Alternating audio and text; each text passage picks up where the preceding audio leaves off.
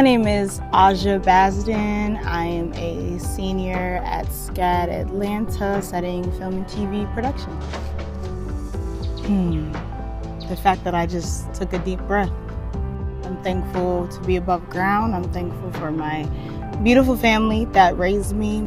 I am the first generation in my family that has stepped out of the hold and the strain that has been on my family for generations of not being able to go to college, working paycheck to paycheck, your regular 9 to 5, anything of that nature. I'm extremely grateful for. I am the first person that left home to a completely other state to start over. I'm very grateful for the aspirations that I have and the determination that I have and the bravery that I have to just go and do it. There was a moment, 2017, I was supposed to graduate high school and I did not. I graduated in 2018.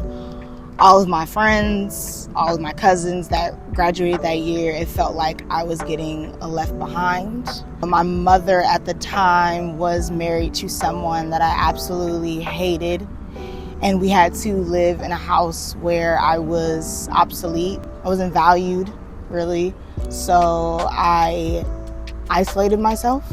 That's when the anxiety, the depression, and things of that nature started. I stopped dancing. I kind of backed away from theater arts. That was like a thing for me growing up, and I didn't do it, or I didn't see it through, I should say. And I just kind of like checked out mentally. I've lost a lot of close people, and it always hurts. Like, it never doesn't hurt. I mean, that was a soul, that was a person, that was a bond. I mean, the amount of hints that my grandmother has thrown in my direction since her passing, it makes me smile, makes me laugh, and sometimes makes me angry because I'm like, why aren't you here to just tell me that in person? But I understand that they're still around. Your guardian angels will always look over you and protect you. That was a moment where suicide was a thought. Not being here anymore was a thought. But that same year, a really important person to me, and still to this day, she's my high school dance and theater teacher. I came to her and I was like, it's so dramatic. I just walked into her office and I was like, I'm done. I'm not continuing the program. I'm not going to graduate this year. I have to go to secondary school because then I have to graduate a year late. I'm just not doing it. I was very quiet. Just, if you know Aja, she's not quiet. And I was extremely quiet all the time in that era. And she saw it and she stopped me in the parking lot and she just yelled at me, no. And it was like, it wasn't a no of disappointment. It was a no of her letting me know that she was not going to let me fail. And she said, you hit a low moment, but you can always, what'd she say? The bottom of one hill is the top of the next.